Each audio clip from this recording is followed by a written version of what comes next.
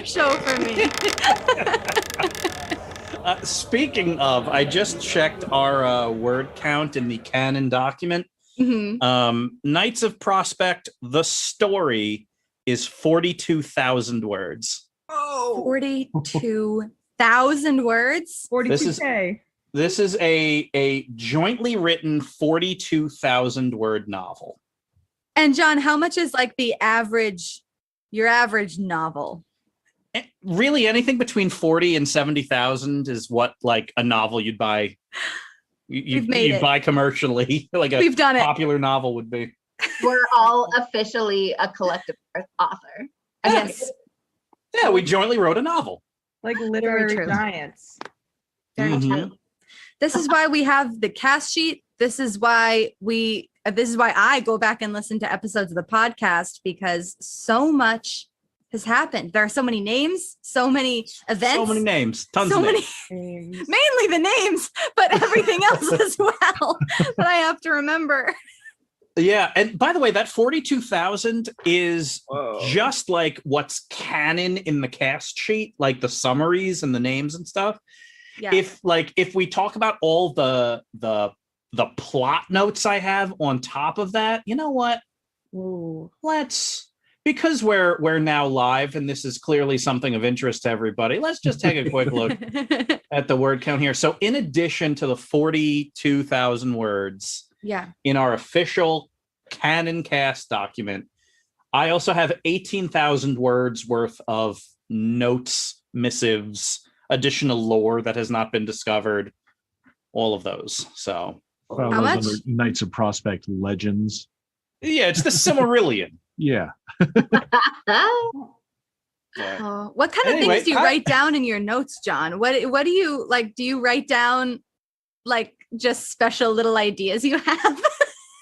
Yeah, and generally of a great game master. What is it you're writing down in your little moleskin notebook? Yeah, I'm very interested. So what's there right now is a lot of stuff that could come into play if you like all wanted to dig a little deeper on certain things. Like it's one of those things where, the history of Tower Town is in there. And, and actually that's not even counting the lore stuff for this world I wrote before I even started running the game, which is another like 50,000 words. Oh my god! Like the whole world is out there. Like Vor. There's a ton of stuff about Vor. So there's deep lore. But no, in terms of the stuff Vor is a place in the universe, not Vor fetish. If you're listening, Thanks, Ryan. I'm unfamiliar. I do not know what that is, but the Vor I'm thinking of is a nice place with hardworking people. There's going to be a small spike in Google searches. I think you spelled it differently, I believe. So. VOOR, whatever that means, which should mean nothing. For a good time, look up VORE. I probably shouldn't do that on my work computer. Yeah, for some more hardworking people. Yeah, we don't yuck anyone's yum here. On no, that's not what we're here to Prospect. We I'm just here to keep a nice clean search history on my work laptop. Speaking of, hello everyone. Hi. Welcome to Knights of Prospect, a totally safe for work Twitch channel and podcasts and YouTube videos. We love having you here. And soon to be book. Oh. Yes. We'll publish that puppy any day now. Any day. We are a fully improvised role-playing game using the Powered by the Apocalypse system. Very happy to have you all here. I'm Whitney. I play Hazel Pippet, a very friendly halfling mountain druid. I'm so excited to play tonight. I feel like I haven't played this game in particular it's been a couple weeks, but we played a different game last week and I learned that I can't not do Hazel's voice at 8 p.m. on a Saturday. And I think it was just my body being like, you're playing the wrong game. We need to do this. So I'm super excited to be playing Hazel again. Kaylee, how you doing? I'm doing great. I'm psyched to be here, psyched to add a few more, however many words to our current 42,000. Excited to keep playing Vil, my character, who is the Forest Revenant of Imlan. Just a classic story of elf dying and coming back to life with sort of the soul of an ancient tree.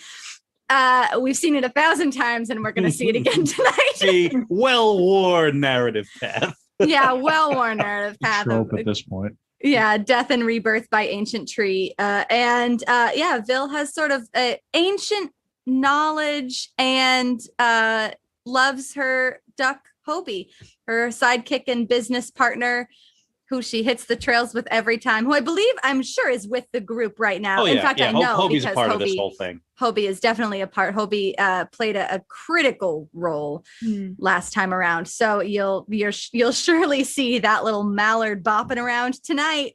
So psyched to see what we come up with. Kylie, how you doing? I'm doing. And I'm here. I'm Kylie. I'm playing, as is, of course, tradition. I'm playing an 11-year-old mischievous human thief donning my signature raccoon skin cap here. So I am just a sneaky, sort of slithering little, working in the shadows, underground, in touch with a community of thieves, a far-reaching network of thieves. I believe it is canon that he has very tiny hands. Of course I do. See, this is they're all the way out. I don't like it. They're all the way out. So yeah, so tiny hands, big plans, right? Tiny hands, big plans. And so I'm picking locks, I'm scaling rooftops. I'm slipping in through a sunroof. Don't leave those ajar. Even if you don't leave it ajar, I'll get it ajar. Anyway. Kylie, I can't believe you're coming up with these right now. This is incredible. This is Poetry, goodness. When the spirit possesses me, I take flight. The raccoon cap. That's right. Yeah, That's also on why Kylie wears a black turtleneck, because Jelly is also a beat poet. Words. Thousands of them. Add it to the list. 42K is not enough for this. I'm typing as you're dictating. A whole appendix of jelly poetry. Just like listography poetry. It's like flag, barrel of peanuts, weep on the ground, trash. And then it's like radiant spiral, pigeon, pigeon.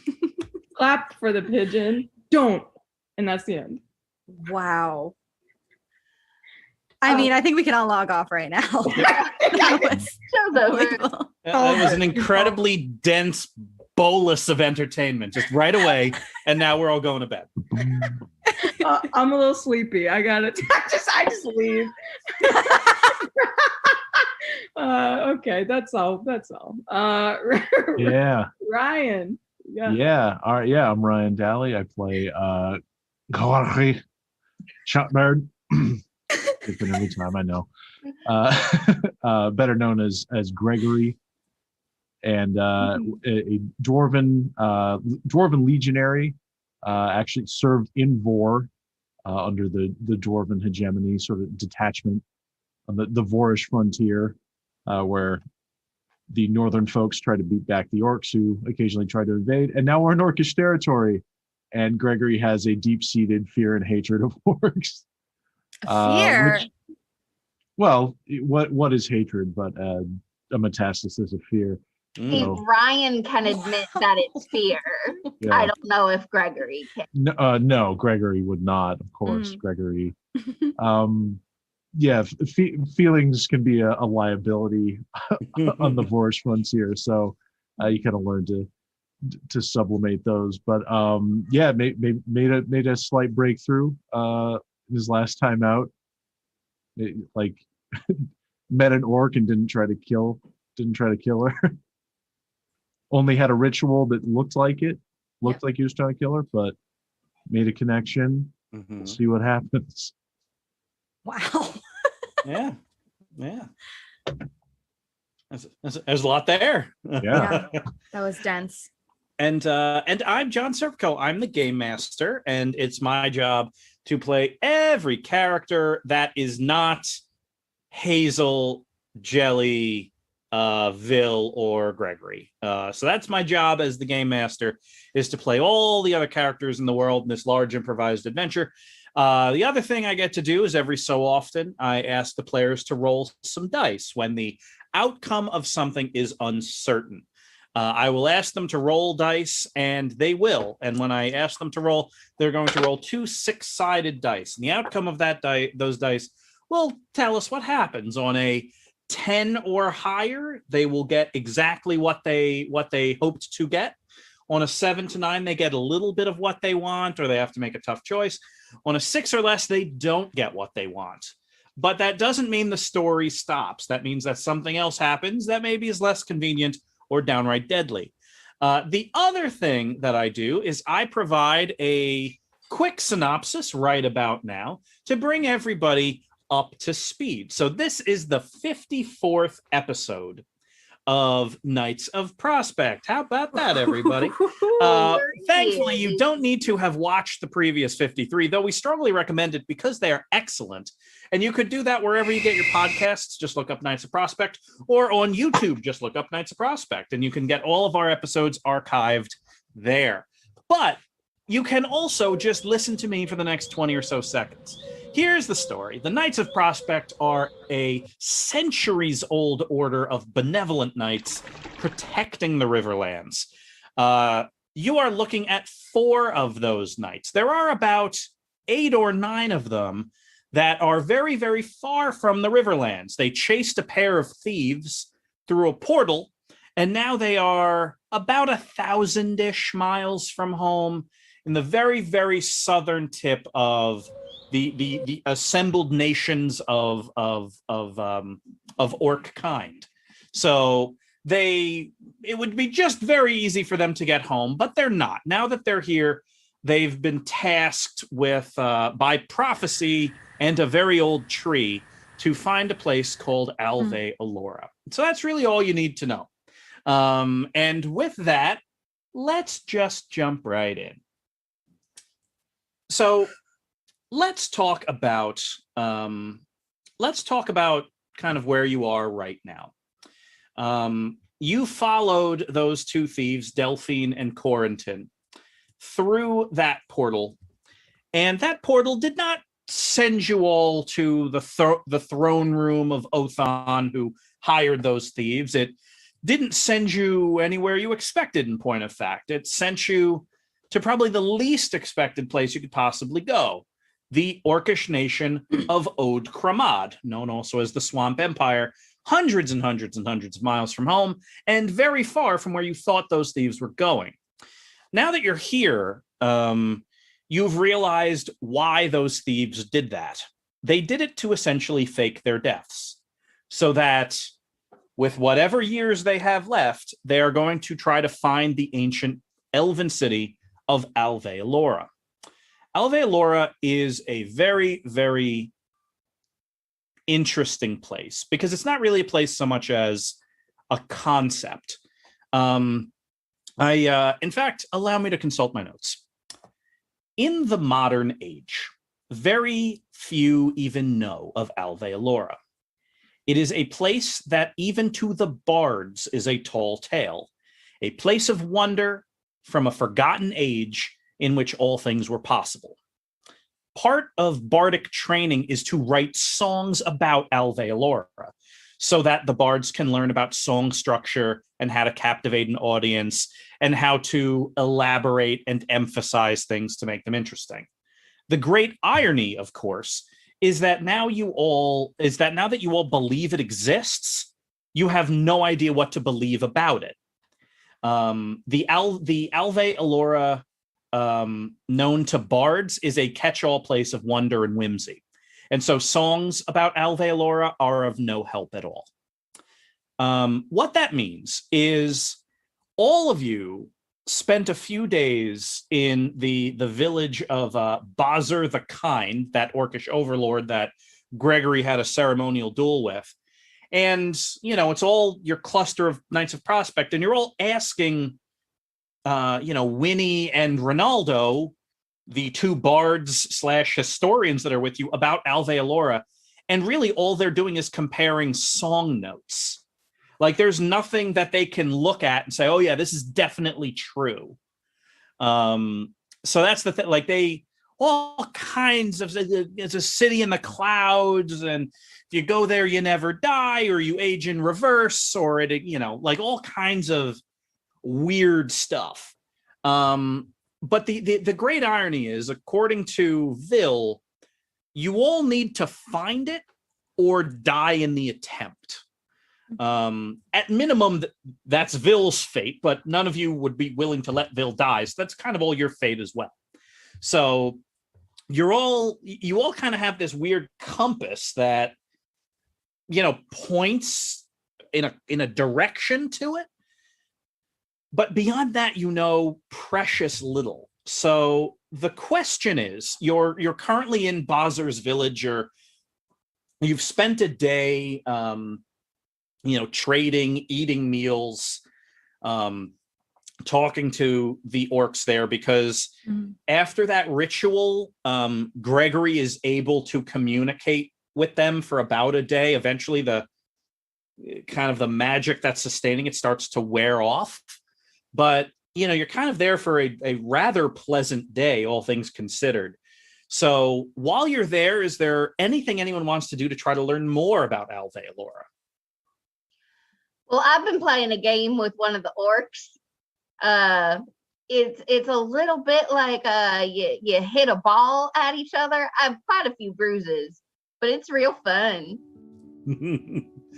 Yeah, you Hazel, you've taken to the social scene here pretty quickly.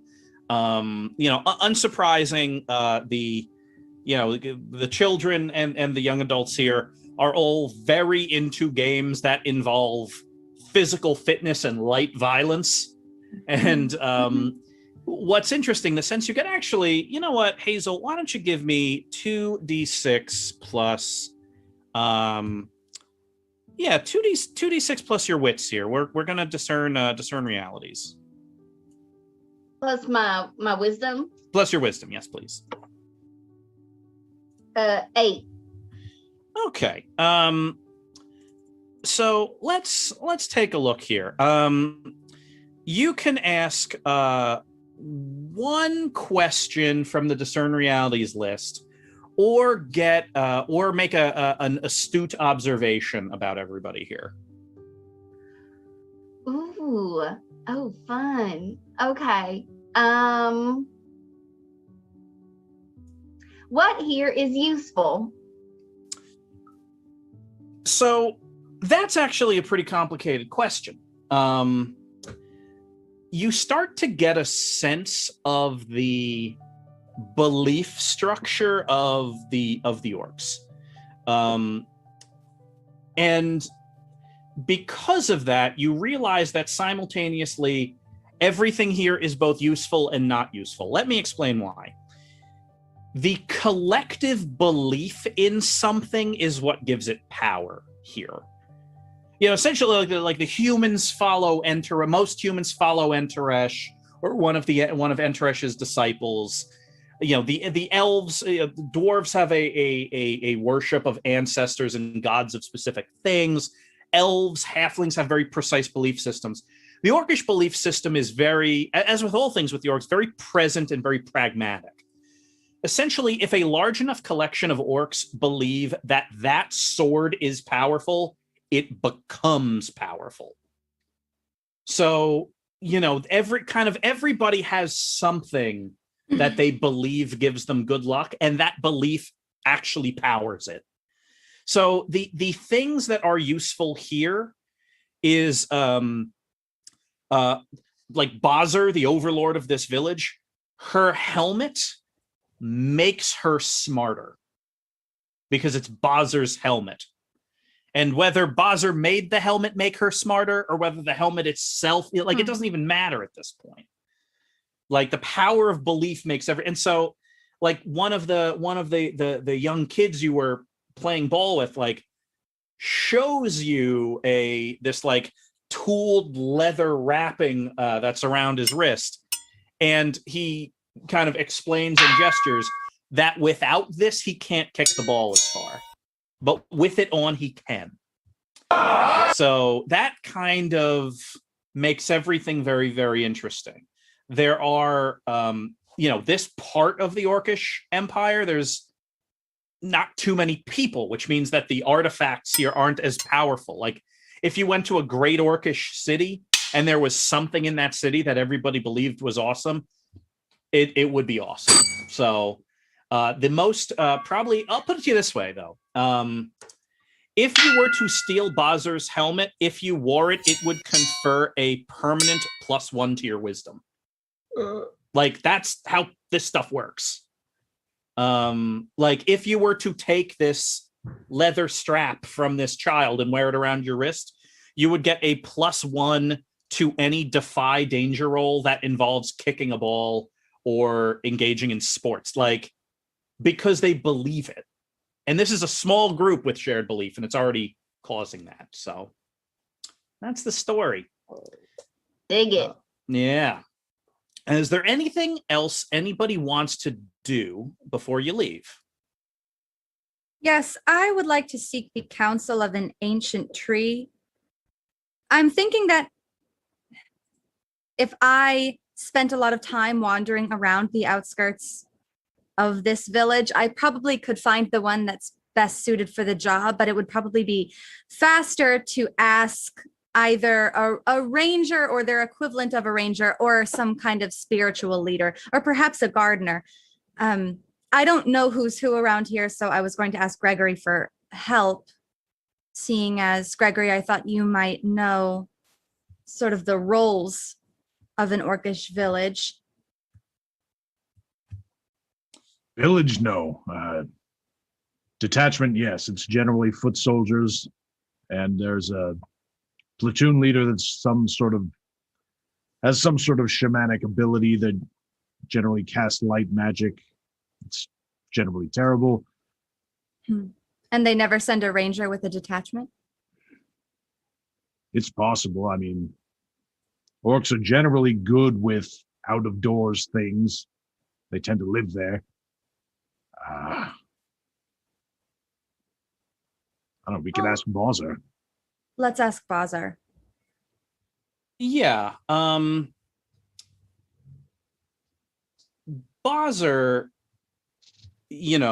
kind of gathers you into her home.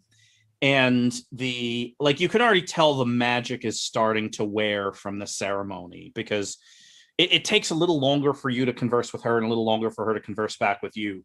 But, despite that, she, makes a nice pitcher of tea for everybody, and you all sit down. And, and she starts by saying, I would hate to see you die in that tomb of a city, Alveolora. So it does exist. Oh, yes. It is a place of great horrors. Have you seen it? I have not. I don't want to die there. So this is legend, then? Let me tell you what I know, but I do not know as much as some.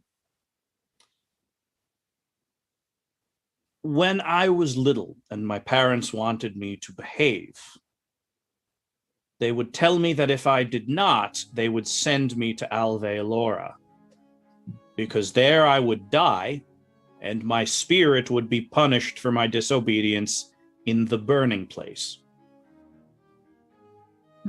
It is also a place where military commanders and aspiring warlords say that their weakest foot soldiers would go if they did not obey orders and did not pledge their fealty. How much of that is true, who can say? But I have spent my entire life fearing that place, and I remain alive. Gregory, Yes. ask her about the old tree and also if I can try on her helmet. I don't think she's going to like that. Well, the worst thing she can say is no, Gregory. That's not the worst thing that can happen. Very well. Do you know anything about the old tree? Yes, the sunset tree. To the west of the village. Older than this village itself it is. Older than my parents and theirs. Excellent. We'll stop there. And the helmet, Gregory. My associate would like to try on your helmet. Quickly, just a brief pop on. Just for a moment. Gregory, 2d6 plus your charisma. This will be a party roll. Oh no! Yeah. A 7. Partial success.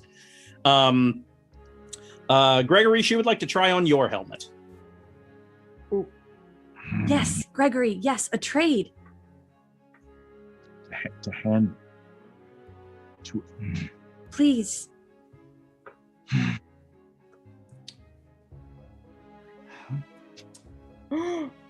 Never in your life, Gregory of the Legion, did you think that you would be freely handing a helmet that has saved your life a dozen times to an orcish overlord in her own house over tea. She takes off her helmet and hands it to you, Gregory, and takes yours. And Vil, describe this thing. It doesn't look like much to me. I mean, I like it because it's made of wood. I find it welcoming. It's warm to the touch, and it has carvings around the edge. I don't know what they mean. It's too big for me as well, but I'd like to try it on. Gregory, Bozzer puts on your helmet and immediately padded. Exceptional.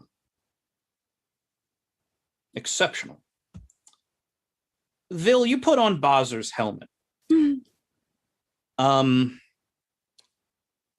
Instantly, and I mean instantly, it's like your nose opens up and you're smelling things you wouldn't otherwise smell. Your ears can hear crows in the distance.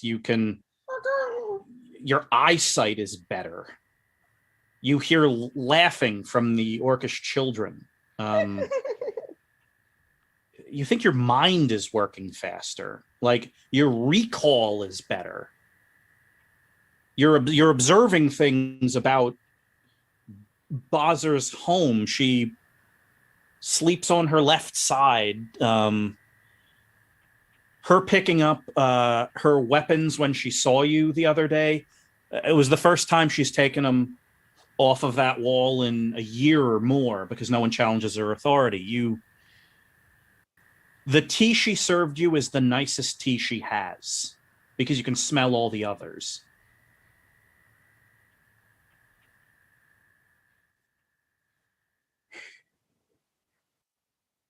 I take off the helmet. And it's as if you stuffed cotton balls up your nose and wrapped your ears in cloth so you couldn't hear. And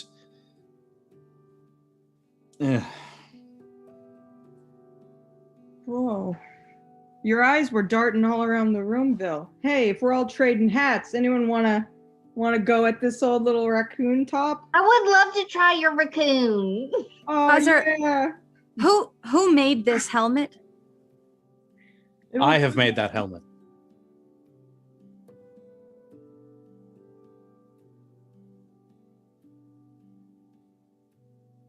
It's very nice. It has served me well, and many have seen it serving me well. Thanks for giving it back. Hazel, that hat definitely smelled like 11-year-old. Nice. Yeah. It lingers. Yeah.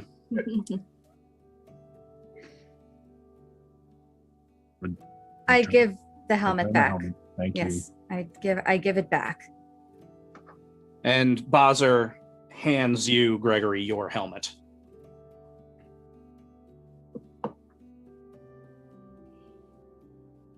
There's old Gregory. Gregory's pulled back. There he is. I really like that helmet.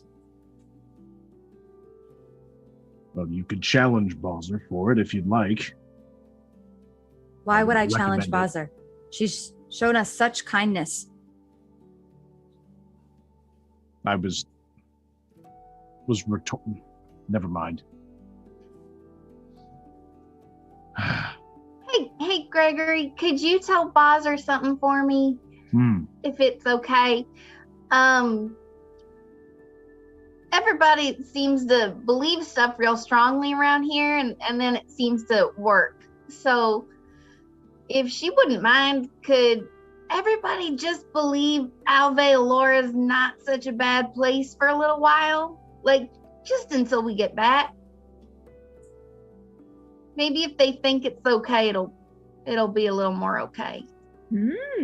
Yeah, Hazel, that's kind of been your breakthrough with all of this.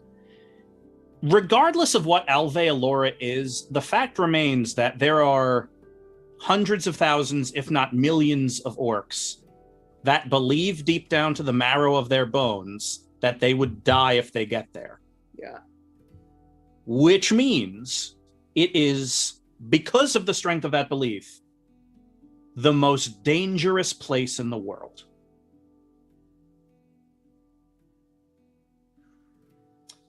Bazer does consider, Hazel, what you say. Actually, Hazel, let's have you roll 2d6 plus charisma to parlay.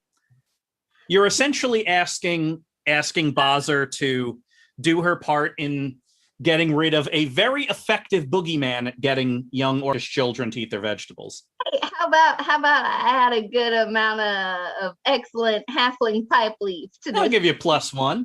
Yeah, all right. Bazer's an old warrior. She's got aching joints and a little glaucoma. All right, that's an 8. All right.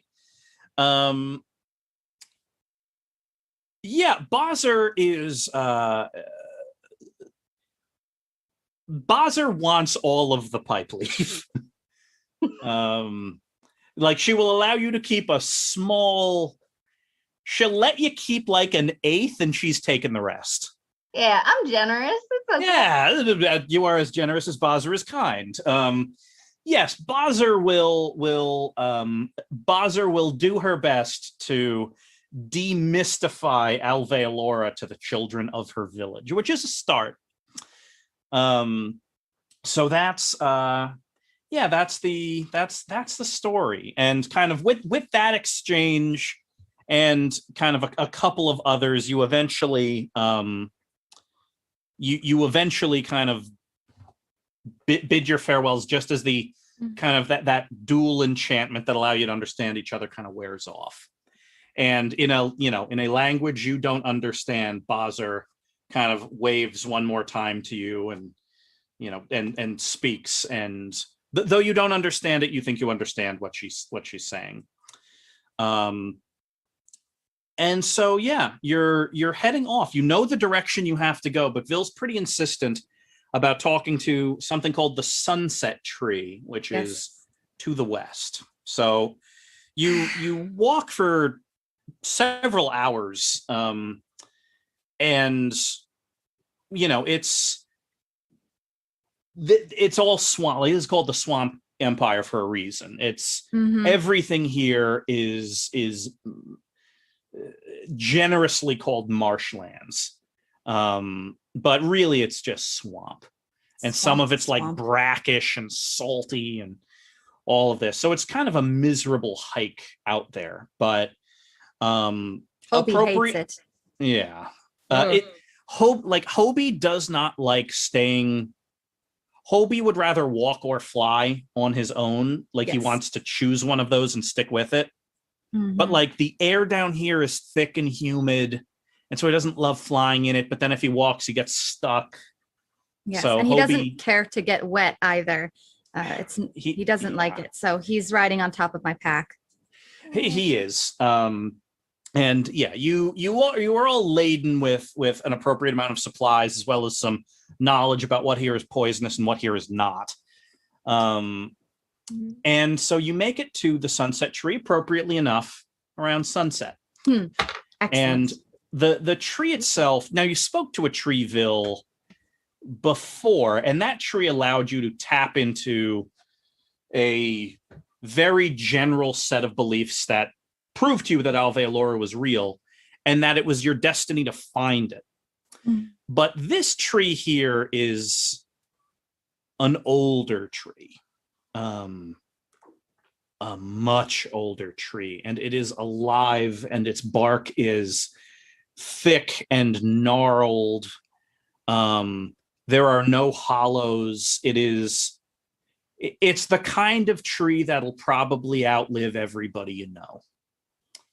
And it stands there, and as you approach from the east, the sun pours through its leaves from the west.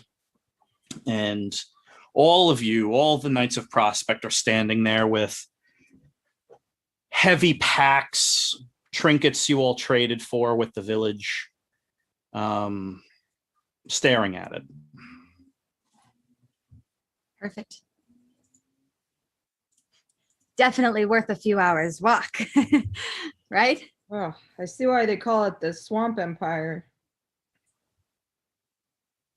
Because of this, because it's a swamp.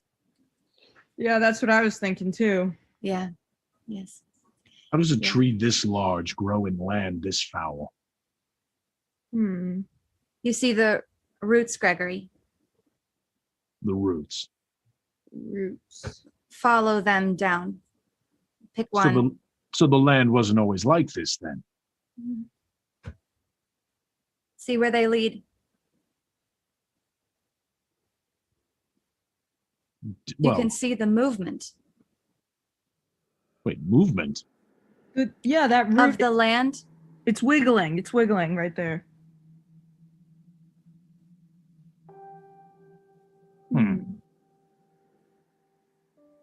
I don't like it.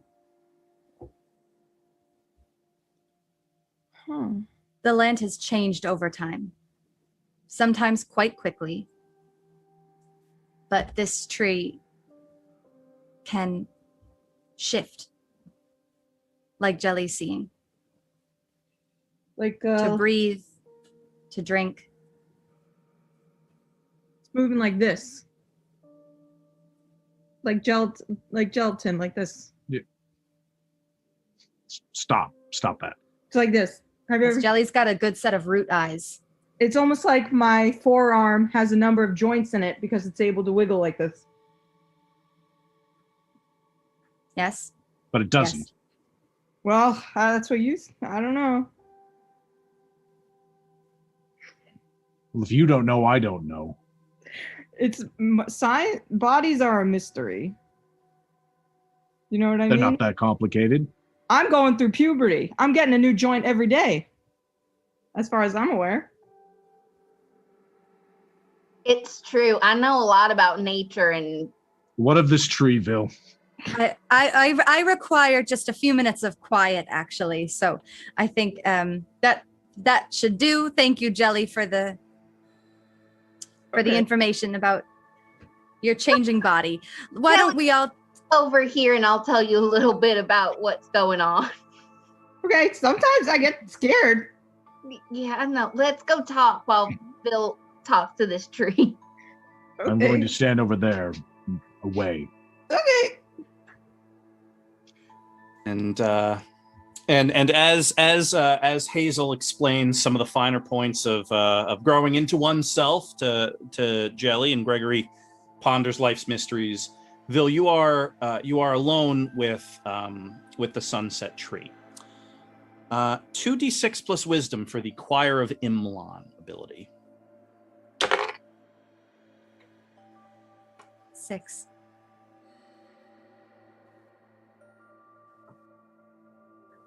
Okay. Yeah.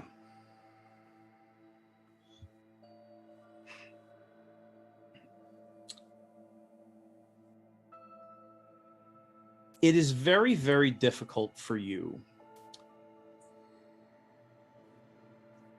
to understand what Alveolora is, because the knowledge in the world of what it is so clouded.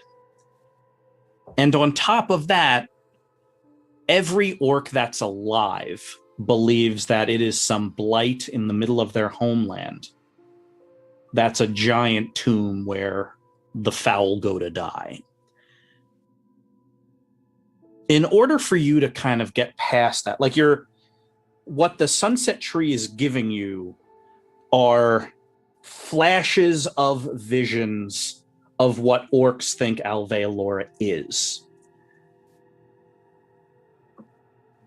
And you are starting to feel like the Forest of Imlan is telling you to go there to die. You and all of your friends are supposed to die there, and that can't be right. But it infects your heart, and you start thinking about that. And you realize that the only way to absolve yourself of this is to actually find a ranger here. A ranger that has not been corrupted by these boogeyman tales. The Sunset Tree gives you an image of one. Ganvuk. The image you see is of Ganvuk in a cave. Arms tied to a post with some kind of crude rope, being circled by a pair of what could best be described as hunched 6.5 foot tall wolfmen. Gnolls. Ganvuk, apparently the only orcish ranger that has any kind of answers at all, is currently being held somewhere by gnolls. And if you do not rescue him, he will die. And if he dies, he cannot help you. And if he doesn't help us, then there is nothing stopping you from believing that you are meant to find and die in Alveolora.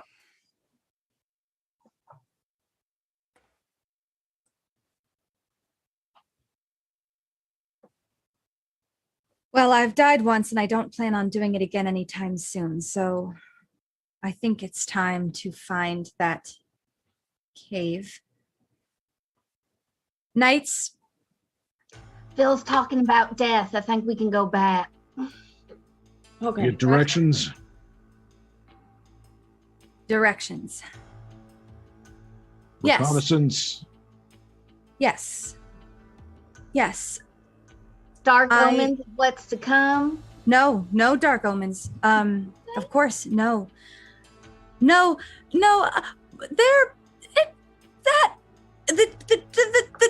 Sunset Tree had not very talkative. Why not is very, your voice going so high? Why are you sweating? It's not I really don't have going a lot of- high. I don't have a lot of pipe leaf left, so you need to take some deep breaths. I am feeling fine. And this journey is What did that tree do to just you? like the rest. Nothing.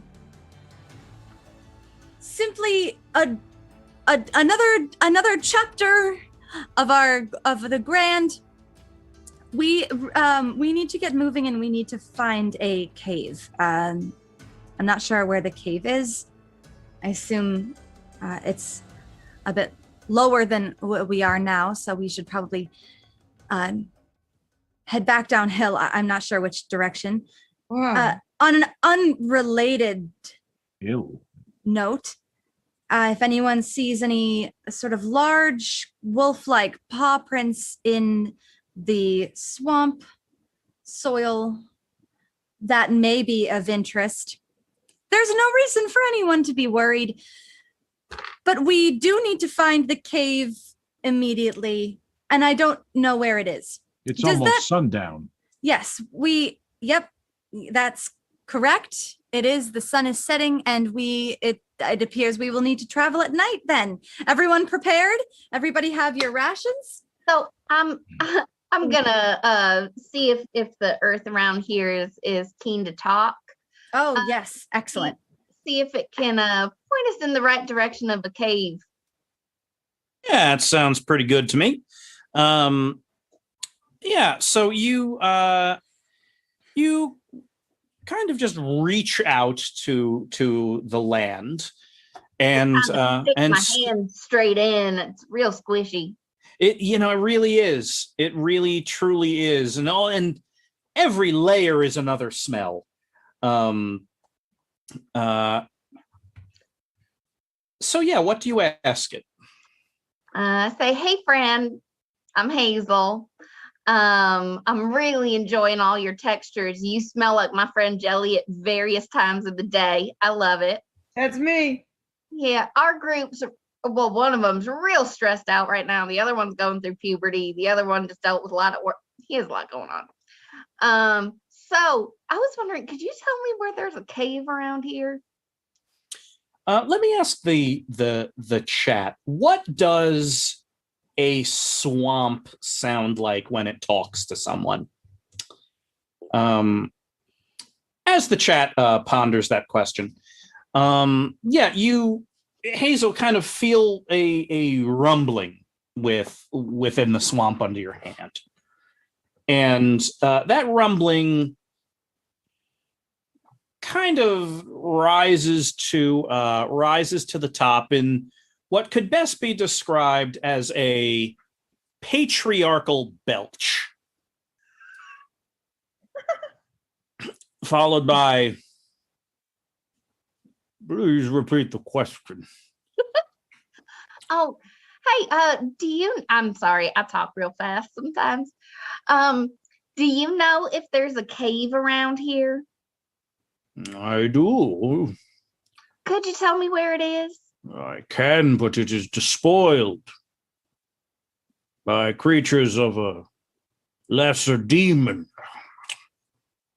Despoiled? Like they pooped in it? Ah, they have made it theirs. It should be mine. Oh, like they're territorial. I They guess. also pooped in it. Yeah, that happens. Oh, well, can you tell us where it is? Maybe we can get it back for you.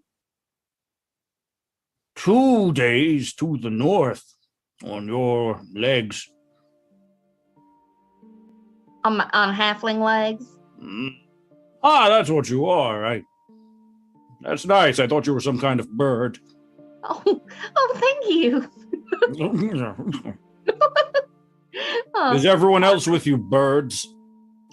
No, we have a dwarf and a human and an elf.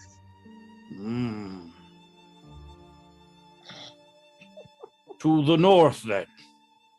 All right, to the north on 2 days, halfling legs. Yes. Thank you. You're so sweet. And a gratified belch kind of rumbles up from the ground. So the sense you got from the ground is that the things that are there must be gnolls.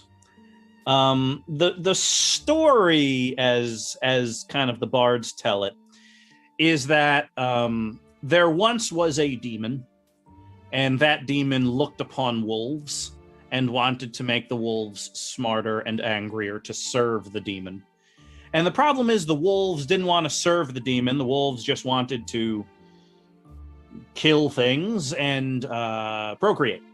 So essentially now there's, in various parts of the world, these kind of packs of demon-worshipping wolfmen. And this is not really a problem in the Riverlands. But down here, because the orcs are much more spread out and don't really care about things like borders, they'll just like let a pack of gnolls grow to like 1,000 before eventually like a warband will just like kill it in glorious battle. So yeah, gnolls are bad news. They're big scary wolves that can kind of make tools, and their motives are their own. But yeah, you head north.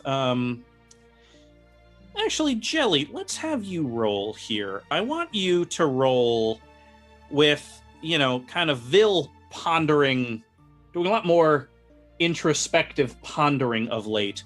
You're kind of the eyes here. So let's just have you roll 2d6 plus wisdom to discern realities.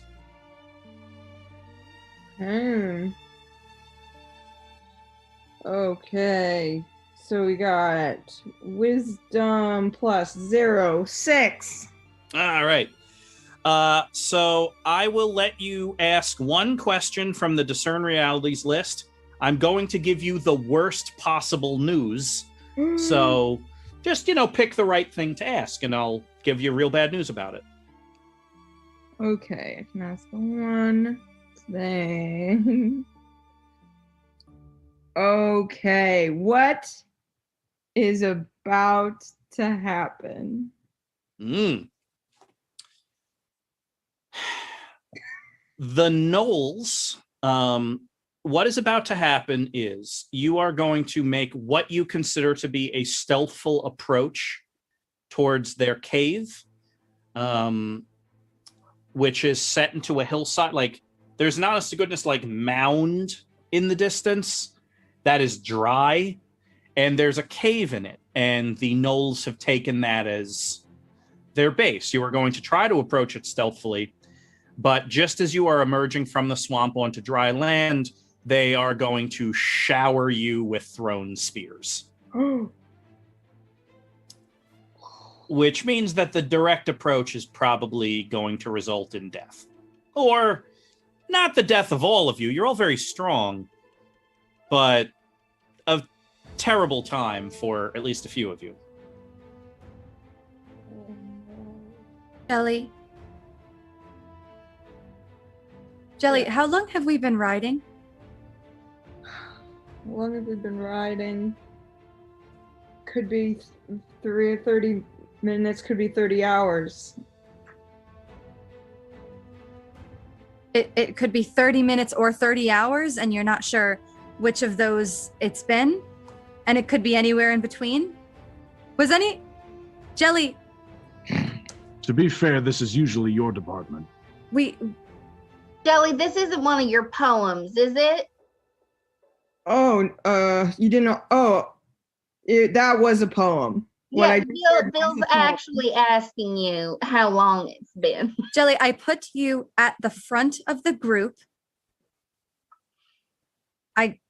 I've been busy.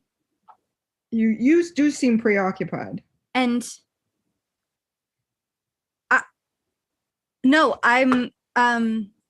I've just had some things to do. Yeah. While we in my mind, as we go along.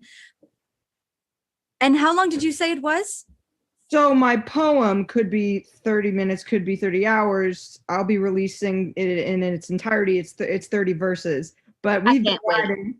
I'm so excited as well. I'm feeling really good about this one. I think it could be a big one. But we've been riding for precisely 78 minutes. I have an internal metronome clock. That is my heartbeat. 78 minutes. 79 now. On we go then. Thank you for the update. Yeah. Oh, The Bill. Jelly may be underestimating, the swamp itself may be overestimating, but the sense you all get is that when you do approach it, because you kind of see it in the distance, this great big mound of a hill, there's nothing that would give you cover from it. And so, like the way it's all kind of laid out and the way Jelly explains it and the way Vil, Hazel, Gregory, you all see it too, is like there's a cave. There are gnolls in the cave and in front of the cave. They have village is too strong of a word. This is essentially a den where they sleep before they kidnap things. If you approach kind of with no cover in the middle of the day, they're just going to see you and attack you, try to poison you with spears covered in some kind of horrible toxin, all of that. So that's not to stop you from trying, of course. If you all want to, kind of charge them and see what happens, that's fine. Or if you want to do some scouting or do something else, you've all got options. Gregory? Look, if these things are what I think they are, I've seen them once. What do you know? It's in the south face of over the hills of Vor. We came up on an orc detachment, about probably 8 of them.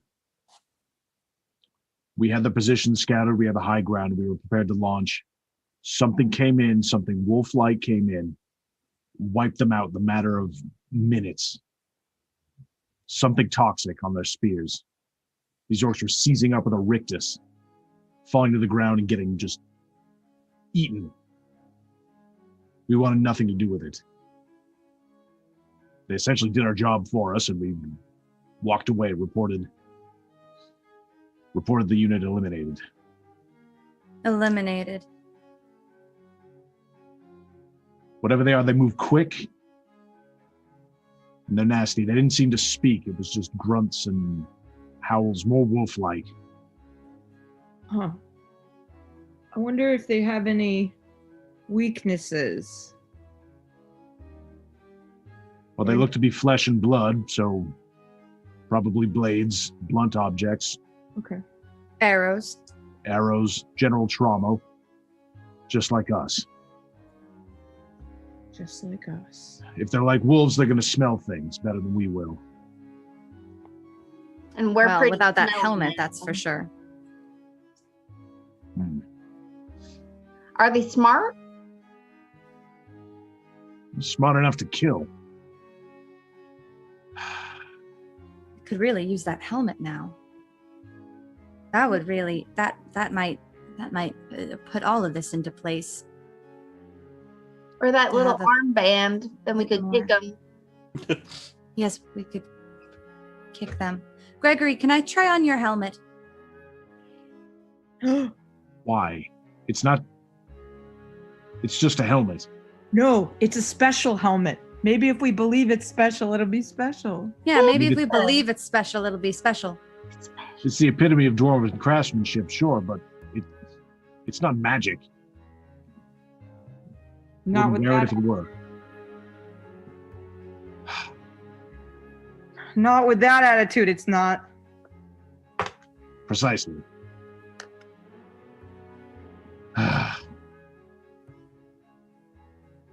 Fine.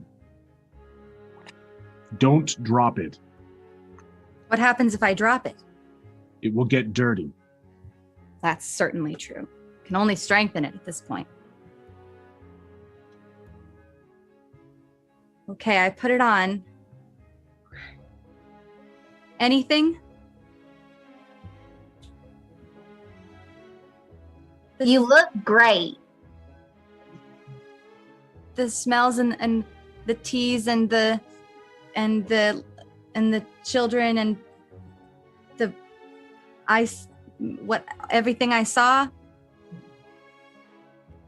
Wow, that sounds like my most recent poem, Everything I Saw. That series of words you just said. Beautiful. Bill, 2d6 plus Constitution. If you get a natural 12, Something will happen. Constitution. Oh me, oh my. What is my constitution? Excellent. That's a 7. You kind of get it. It doesn't work, but you kind of get it. There's something about the land here, how endless it seems, how when you really concentrate, you can hear the sound of life here, of orcs in distant villages, all thinking the same things, believing the same things. You understand it a little better, but you cannot harness it. I was thinking about how many orcs have watched Gregory do incredible things in this helmet. But then I remembered most of the dwarves, or most of the orcs that have seen Gregory do incredible things in this helmet are dead now because they were killed by the incredible things Gregory was doing. It's like it didn't stick around. Yeah. Something needs to take hold. A rumor needs to become a fact, and that fact needs to become canon truth, and canon truth needs to become a religious belief, and then all of a sudden, Like all Gregory war. was just too good at it, really. So, I do back, understand, please. Gregory. Yes, thank you. This was actually very helpful. You can't see how it was, I'm sure, but No. some things are making more sense now. Very nice helmet, not for me. Thank you though thank you for your time.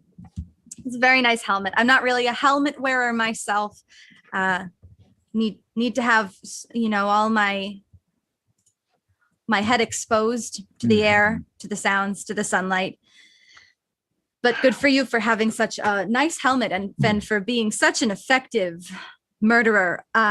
Really impressive. I see that now. All right.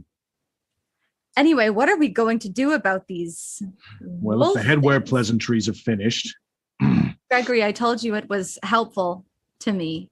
and that was wonderful to hear. I'm still in the dark. Well, we're all in the dark. Look, we're only Not going to have an grandson. advantage here if we disrupt what they're doing, if we do something that upsets their order. Upsets their order. We need Upsets some their sort order. of distraction, some sort of subterfuge. We've got no cover out here. Unless Distract. we literally crawl through this marsh and not breathe. I'll breathe. We don't need to defeat them all, and we probably won't. There's so many. There's a prisoner inside the cave, and if we can get him out and escape undetected, I think that we'll all get what we need from this cave. Well, what I know about wolves is there's a real distinct pecking order. And if anything disrupts that, they'll turn on each other real quick. Ooh. Like a new dominant member? Like one of the younger ones stepping up and starting a fight. The classic power vacuum. Yeah. Hazel, I've seen you turn into creatures before. I do that. Are they something you could become? Yeah, if I sit and study them a little bit.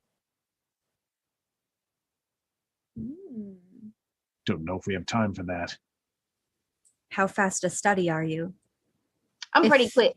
For instance, if your life depended on it, just as a hypothetical, would that speed it up? Yeah. Hypothetically. Yeah, give me an hour.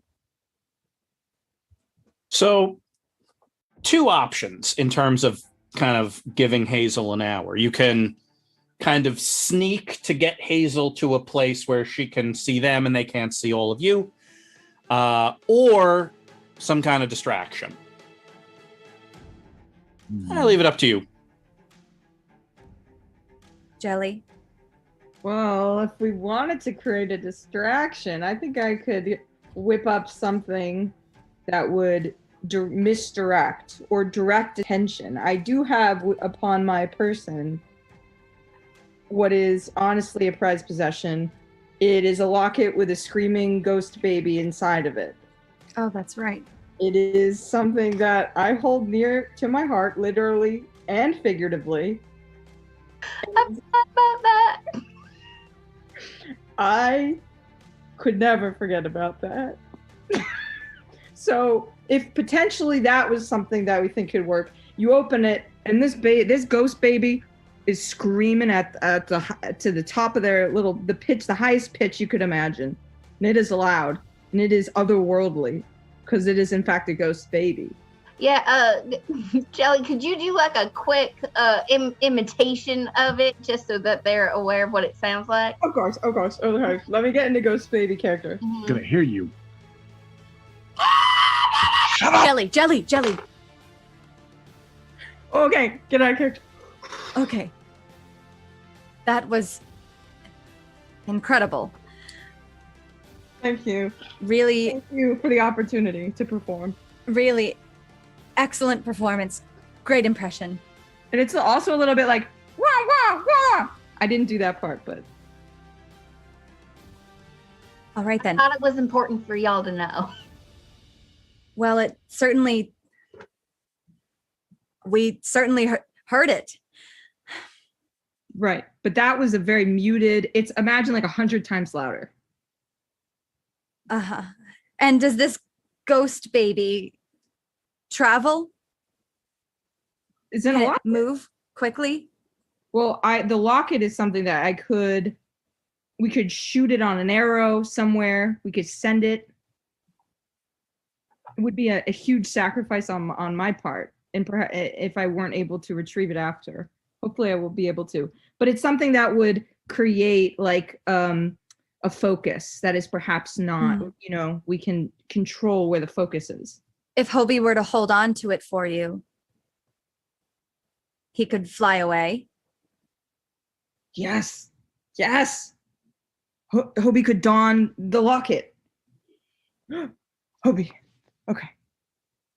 This is my prize possession. And Wow. I'm going to put it around your neck. Oh gosh, it looks so good on you. Hobie, Oh, Oh, perfect. if they're gaining on you, drop the locket and fly higher. Oh gosh. And you just click that little, it just snaps right open. And then those screams it'll shatter the world, every earthly item in its way. It's really powerful.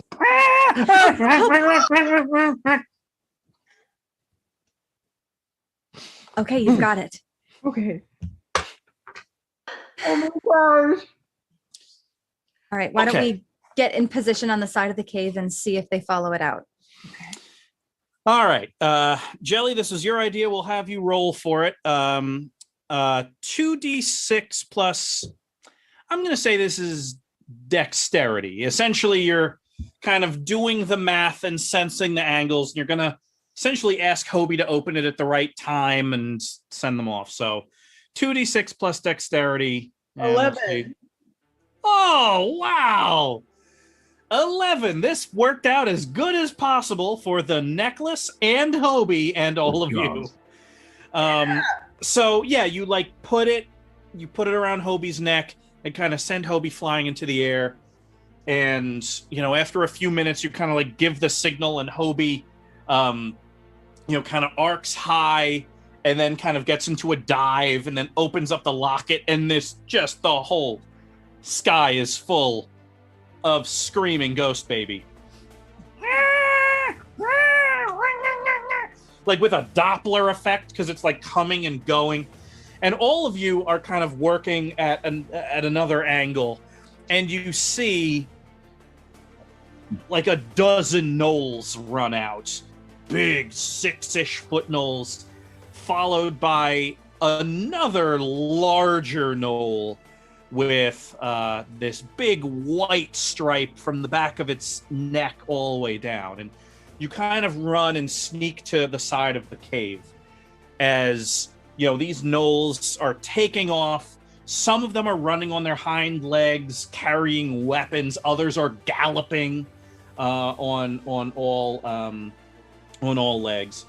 And yeah, so this gives you time, Hazel, to kind of get into position, see them as they move, see them as they hunt, see how they communicate with each other. Also, because of that 11, what the heck? We'll give you the whole story here. Vil, you're able to like pop your head into the cave. I mean, not it's like you're able to see into the cave, and there is light in there. You're at a distance behind like kind of some rocks, and you see there's at least one or two gnolls still in there, and there's definitely someone else that's not moving, that's like standing up straight. So yes, yeah. So Hazel, you're able to get a good enough sense that you're pretty sure you could become a fairly convincing gnoll. All right, so the gnolls are currently out essentially chasing the loudest duck they've ever heard, with a few left behind while Hazel kind of finishes. So Hazel, what do you all want to do now? Hazel, did you see the white stripe on the one that left last, the largest one? Yeah, the skunky one. Yes. When you transform, could you become a skunky one? I could try. Gregory, What are we doing? The- They're exposed. You move now. there's still two of them. There are more of us. It's still a risk. It was never not going to be a risk. It's more of a risk than you know. All right, that's enough saying the word risk. I'm just gonna go right in there. There I you go. think I'm ready. All right, 2d6 plus wisdom and actually I will edit your sheet in real time. My sheet's getting edited. Yep.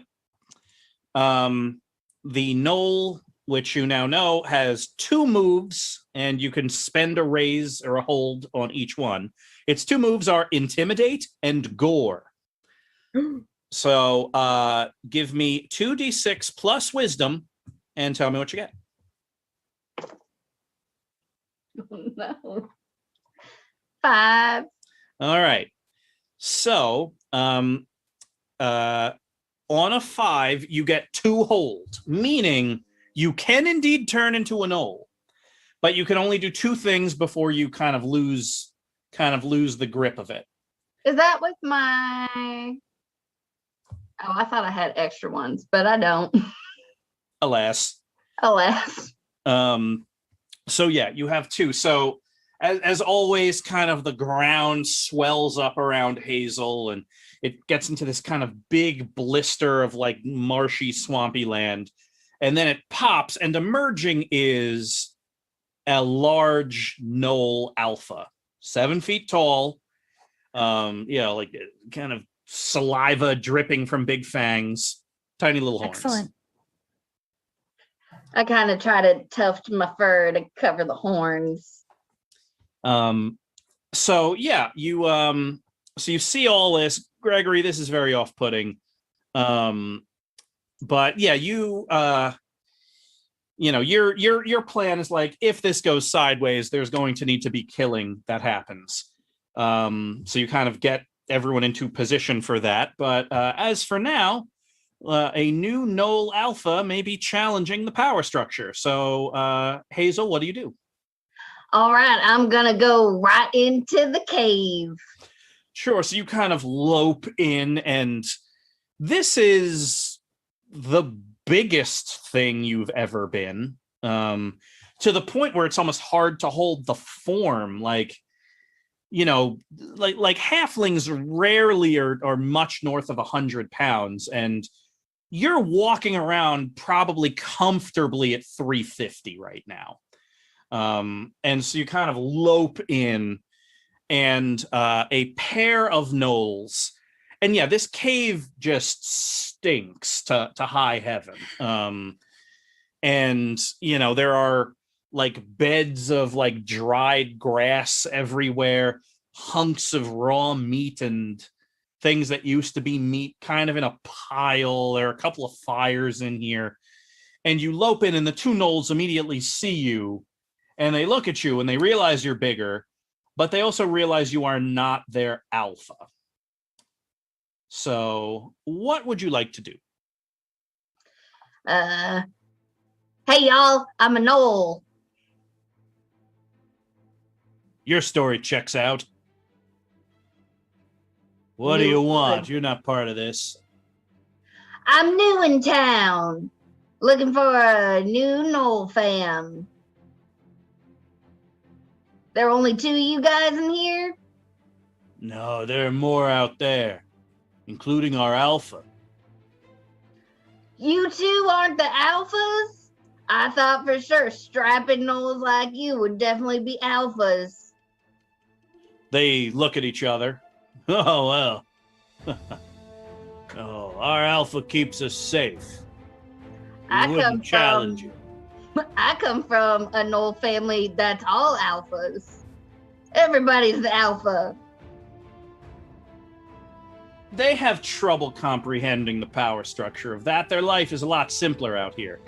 But yeah, they don't ask follow-up questions because you outweigh them. Now that you're in here and your eyes have adjusted remarkably fast, by the way, you see tied to a post or maybe a stalactite, an orc wearing remarkably more clothing than the orcs of Bazar's village. That an orc? Yes, Why didn't you eat it yet? because we have food. We'll eat him when the food runs out. We are preparing him. Like a marinade? Ah. And one of them just callously and horribly just like bats the orc across the face. Whoa, good batting. I haven't seen batting like that since my old Knoll fam. If you let me take him outside, I could rub him with some garlic butter. So you've got two options here, Hazel. One, you can roll charisma to try to convince them. Or you could use one of your holds to either intimidate or gore. I'll intimidate. Gotcha. You're definitely going to scare the hell out of one of them. But let's have you roll 2d6 plus charisma to see if you get both. Oh no, not charisma. Taking so long. Gregory, lower your weapon. Just give her a moment. It's working already. 7. All right. So definitely, I'll put it to you this way. You could intimidate both of them into fealty right now and get the orc out of here. But some of the gnolls that went on that Hobie hunting mission are going to start returning, or you can only intimidate one of them and you'll need to figure out what to do with the other. The latter. Gotcha. So, what does this intimidation look like? Because they're starting to hem and haw about. It's like you're not part of the family. We can't just give you this orc.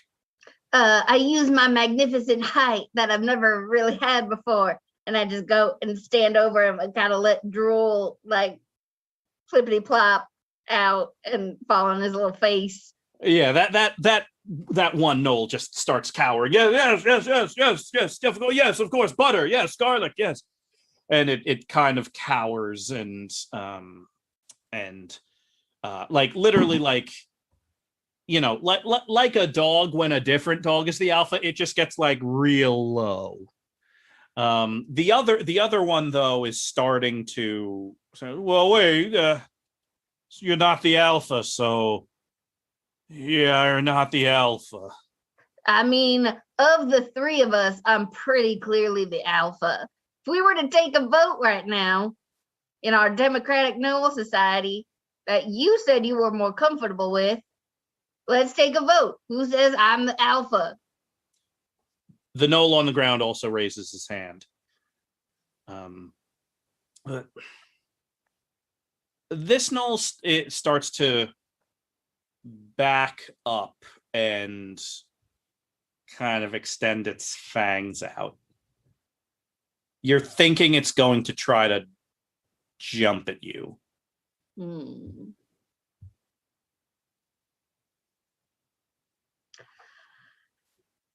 All right, we better get this orc out of here.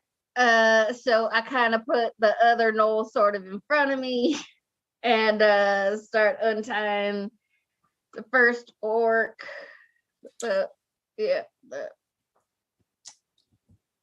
All right, let's Hazel 2d6 plus dexterity.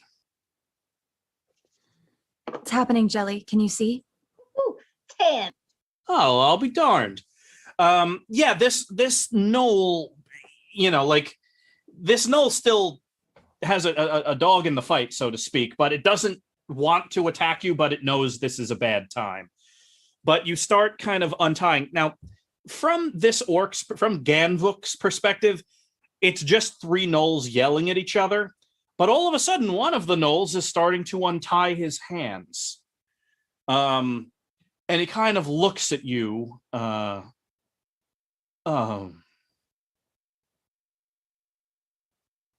There's nothing. He says something in Orcish, which you don't understand. But he's not going to look a gift horse or Noel in the mouth. And the second you untie him, he starts sprinting. The Noel, however, is going to attack him. So let's cut to outside. So you see the Vil, Gregory, Jelly, like your eyes are on the cave, and you see an orc running out, like sprinting out. He is hurt, like his face is cut up. His arm may or may not be broken because he's running kind of with a strange gait. And the second he clears the cave, you hear the roar of a Noel behind him. And he like turns just in time to see the Noel like dive at him.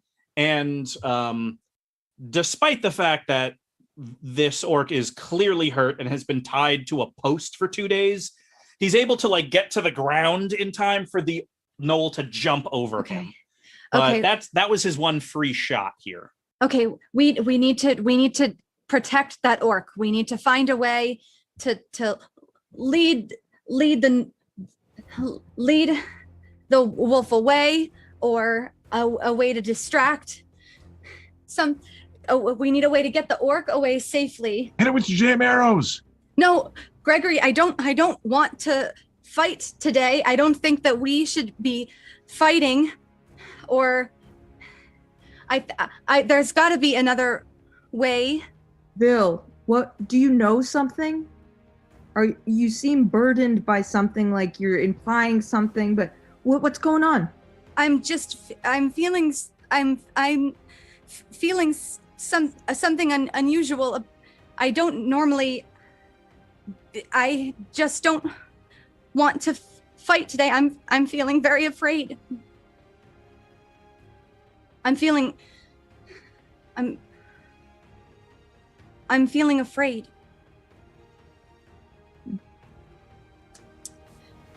highly unusual. Okay. I pick up a rock and throw it at the knoll, towards the knoll, not at. Yeah, 2d6 plus dexterity. And I'll give you a +1 because it's easier to hit everything but something instead of something. Plus dexterity up, +1 though, so it's a 10. Gregory, in this moment, like you see Vil kind of processing this, and like you look, and this is very out of character, and you look at Vil, and Vil looks at you, and you pick up a rock and throw it, and it's like a 1 in 100 kind of throw. You strike another rock. Like, of all the swampy, marshy stuff you could have hit, you hit another rock. And it makes this loud crack. And the knoll turns and kind of like twists around. And that gives this orc who's wearing clothes, lots of clothes, and satchels and things, enough time to get up, see all of you, kind of wave his hands and start running towards you. And the knoll eventually kind of turns around and sees all of you, and it's in roughly like this moment that like Dolly emerges from like behind a rocky outcropping. And at that point, the knoll does not. There are multiple alphas now, including a big metal one. So that knoll turns and sprints towards the dozen gnolls and the alpha that's chasing a screaming duck. So yeah, there's a confluence of events that have happened, but suffice it to say, this orc runs like covered in mud and filth and blood, and essentially it kind of trips over himself and like right in front of you, Gregor, and he kind of grabs you by the arms and you kind of pull him up. And or not, whatever you do with this orc. I mean, this is the first time an orc has charged you with you don't think malice. But he gets up and he looks, and in a remarkable moment, do you speak Northern trade tongue? Oh, yes. Yes. So do I. I am Runner Ganvuk. You must help me. Yes. Well, do whatever you want, but I'm asking for your help.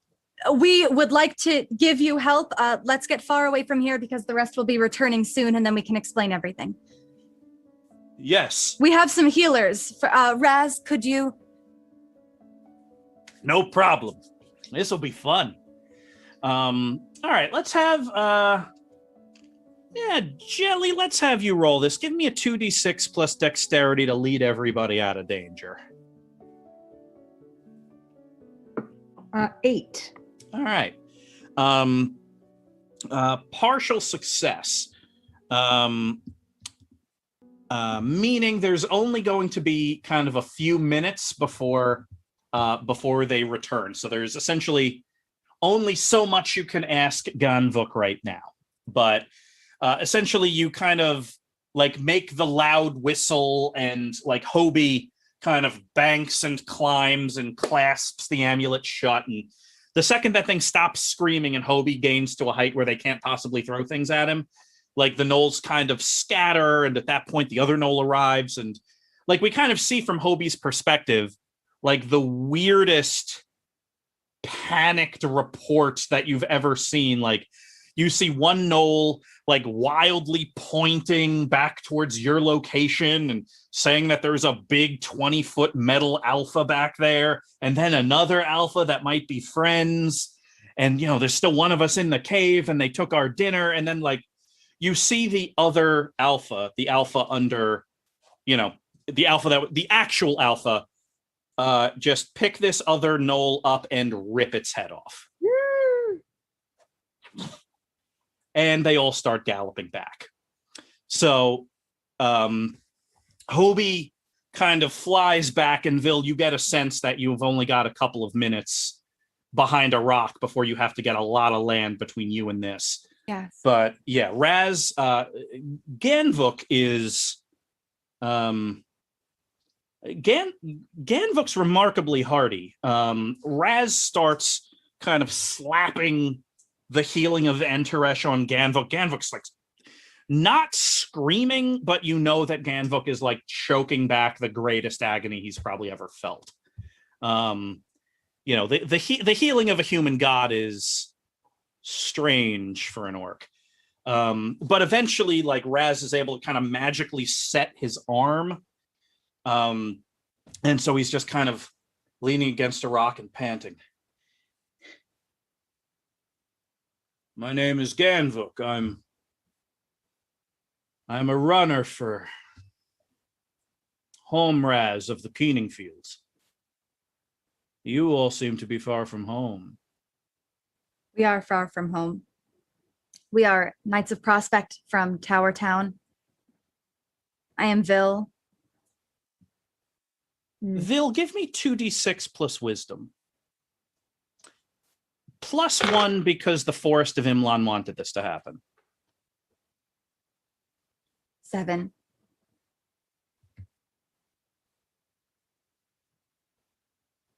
Is Thudmeric with you? No. Ah. Thudmeric, we expect, is back in Tower Town. All the better. If I see her, I would try to kill her. That's fair. A lot of people react to her that way. I won't tell Gregory you said that. We're looking for Alve Alora.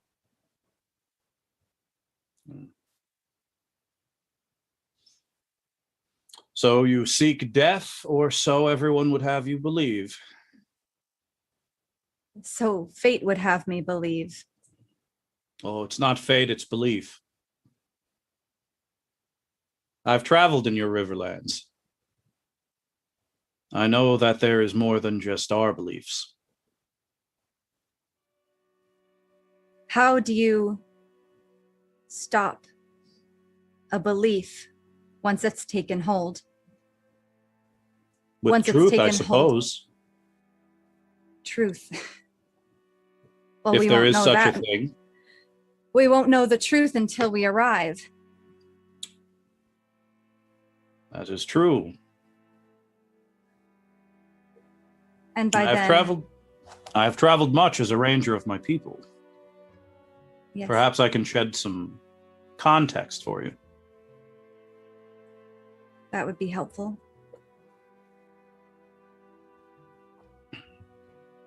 The origin of the belief is this.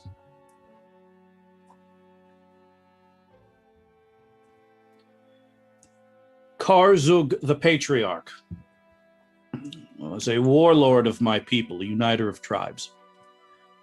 He attempted to besiege Alve Alora when it had elves there, when it was occupied by your people. But Karzug faced formidable defenses. Every single resident of that city took up arms. As our songs go, the sick rose from their beds to fight, and the dead climbed from their tombs. Karzug the Patriarch was defeated. He was thrown back, his army was destroyed. The only battle Karzug ever lost. He went mad. He became obsessed with revenge. Karzug swore that he would die if it meant tearing Alve Alora and its wonders down. One day he had a dream that it was time. He picked up his war gear and he made the treacherous journey alone. He wanted to die there and destroy Alve Alora in the attempt. When he arrived, he found no one. No one was there. The biggest city we've ever seen, and no one was there. He scaled it, the highest point of the highest tower of Alve Alora, and he sat on the throne there. And on that throne he died, a ruler of an empty city. The only orc that ever went to Alve Alora found it empty, and that is where he died. That is the origin, the seed of the belief. And that seed has grown into a protective shell around that place, that tomb city. Most of my people don't know that story. All they know is that that's where orcs go to die.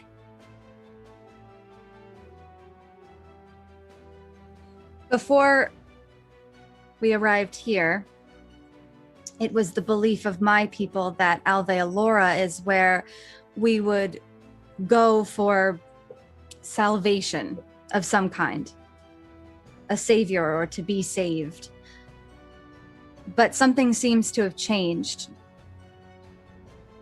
Imlan is now whispering to me that what we may come upon in Alveolora is not salvation, but the end of all of us. A great irony to look at things from two different sides. When I look at the great gate fortresses of the Vorish frontier, we see the gates to heaven. When that legionary does, he sees the gates to hell. I suppose it's all a matter of perspective.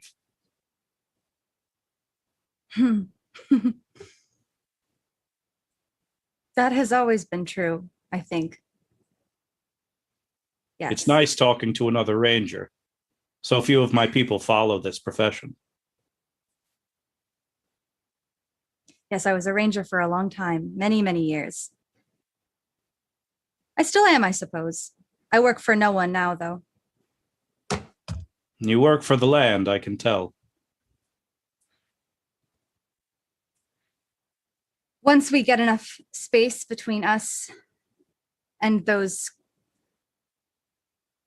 creatures, a rest for the night, I think, is in order. Jelly, you said it had been, what, 79 hours? Yeah, the minutes, but I think at this point, I think we moved into the metric of hours. Minutes. Time. It was minutes, wasn't it?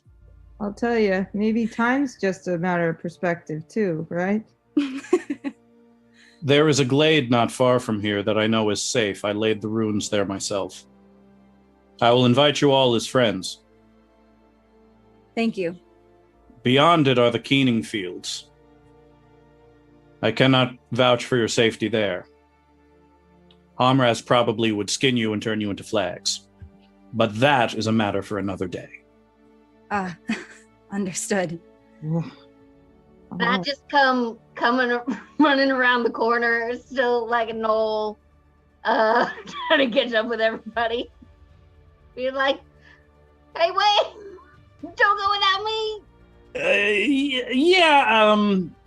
Ganvuk the runner kind of turns and instinctually like stands and draws Raz's mace from his and then you stop and he stops.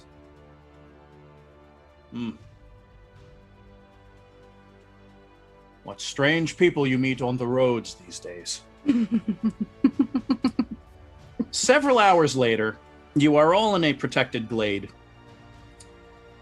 And Ganvuk produces and packs this long wooden pipe with what is remarkably the finest pipeweed you have ever smelled, Hazel. Ooh la la.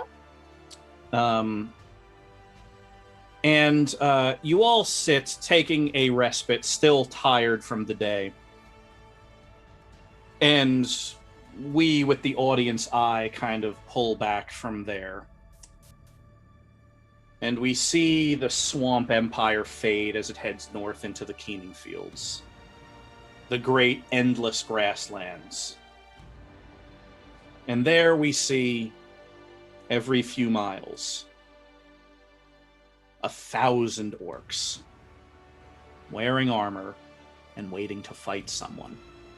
So we'll end right there.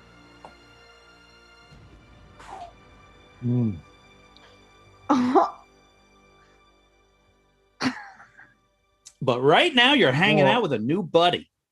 Oh my god. Fun night with a fun buddy. Yeah. Oh my gosh. Before taking on literal armies. Yeah. Yeah, that's the thing is in this world here, like orcs grow up fast and they grow up believing they need to fight to get into heaven. So, wherever you go, there are orcs, and the closer you get, the further you get north, the more inclined you are to meet an orc that is literally getting ready to attack you. Whoa. So I hope Gregory will finally get to fight an orc in one of these episodes. It's been a while. It's been a while. yeah. Whoa. That's that. Fun Wow. stuff in a far off place. Oh. New weird things to fight. Ganvuk surprisingly well traveled on a military salary. So Oh, I liked that final crescendo of perspective. Like shit, there was a cool theme of like perspective throughout the whole thing where it was like, it's all relative, subjectivity is king. Like, and you were like, and we're like laughing, like having a friend. And then there's like, wow, like it's good. Good. That damn baby locket.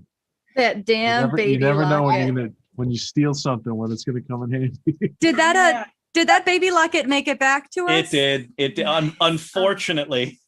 Wow. Unfortunately, Jelly still has it, and it's just as packed full of screams. My pride, my joy. Good for Jelly. Well, speaking of Jelly gets pride everything he and wants. joy, audience, you are our pride and joy. Thank you, as always, for coming and tuning in live for Nights of Prospect. So if you're watching it live on twitch.tv/2MB Studios, thank you for doing that. And if you have not liked or subscribed, why don't you go ahead and click that like/subscribe button. There are great shows 7 days a week here at 2MB Studios. If you are listening to this as a podcast, thank you for being part of the army of Knights of Prospect to Knights of Prospect fans who are listening every week. We really appreciate it. If you're watching on YouTube, that's great. You can see our smiling faces on a delay. We are here every Saturday at 8 p.m. Eastern Standard Time on 2MB Studios. We are going to spend plenty more time in the weird, dangerous, far from home places that the Knights are in now. So tune in where every week will be a new and potentially, but hopefully not dangerous and deadly adventure. So we will see you next time, and have a good night. Bye.